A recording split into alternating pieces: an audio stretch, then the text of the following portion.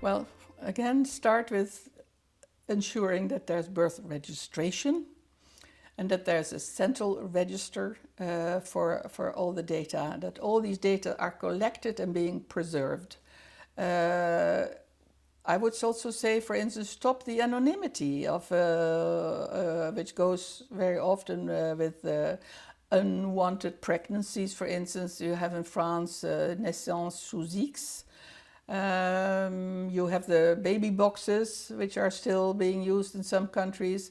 So that anonymity should stop, and I'm pleased to say that in many parts of the world, especially in Europe, at the moment there is a tendency really to get rid of the anonymity, and so that, of course, the question of how the relationship can further develop between the child and the birth parent, that's a completely different matter. But at least somewhere there should be a place where this information is being stored and kept.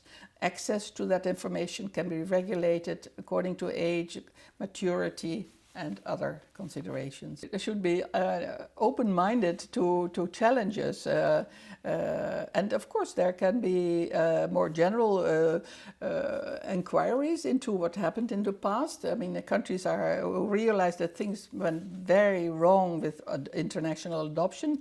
They have set up a commission of inquiries, but they're also not only looking into procedures and mechanisms that were in place or were not in place, but also really helping individuals to locate their birth parents, and some countries have done that.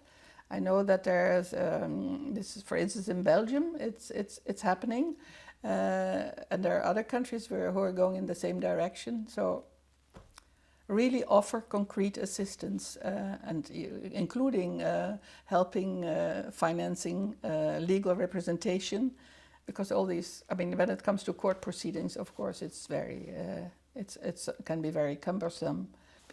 When people are fleeing conflict zones, war, and so on, they can be injured and they need medical care.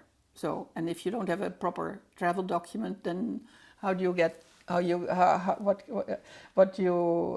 access to a doctor? But it's not just the physical injuries; it's the psychological impact of the suffering, and the fact that you are without an identity, which needs a psychosocial follow-up. And so that is something which is underestimated and should be much more at the forefront of the concerns in addressing situations with which people fleeing from these situations are confronted with.